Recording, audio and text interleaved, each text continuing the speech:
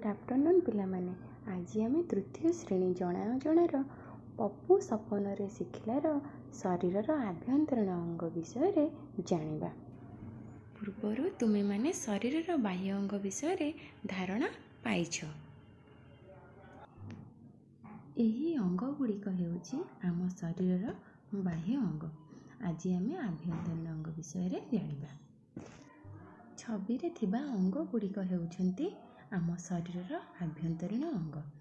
अच्छा पिले मैंने तुम्हें तो जानिच आम शरीर बाह्य अंग माने अनेक कार्य करिथांती, किंतु ये शरीर भितर देखुथिबा अंग गुड़िक एमाने किछि कार्य करंती ना नहीं? हाँ, एमाने सर्वदा कार्य करुथांती। जदि एमानंक मध्यरु कौनसी गोटे भी अंग कार्य करिबारे सक्षम न हुए तेबे आमे मृत्युवरण करिबा। आज आम श्वासक्रिया सह जड़ित अंग संबंध जानिबा। श्वासक्रिया कौन?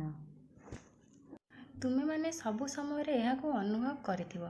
तुमे माने जेतेबेले पवन को भीतर को नियो और छाड़ तुमर छाती फुली उठे और पुणी संकुचित हो जाए। यही जो प्रक्रिया यह को आम श्वासक्रिया बोली कहि थाउ। ताहेले नाक बाटे पवन शरीर केउठी को गला केउठू बाहरी आसिला। आम छाती भितर दुईटी थली रही थाए। से थली दुईटी को आम फुसफुस बोली कहि थाउ। तुमे देखुथिबा ये दुईटी थली होउची फुसफुस। आमे जेउ पवन को शरीर भीतर को नौ ताहाको प्रश्वास और जेउ वायु को बाहर को छाड़ी थाउ ताहाको निश्वास बोली कहि थाउ।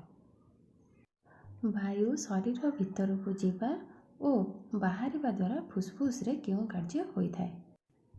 एही चित्र रे तुमे माने देखि परिबो जे किभଳି फुसफुस दूषित रक्त को विशुद्ध रक्त रे परिणत करुछि।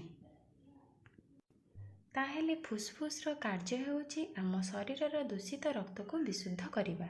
एही प्रक्रिया नाक ठारू आरंभ होई श्वास नली दे फुसफुस को जाए और फुसफुस रो श्वास नली दे नाक बाटे बाहरी आसे। आशा करुछि तुम मानकु ए भिडियोटी निश्चय भल लागिबो। धन्यवाद।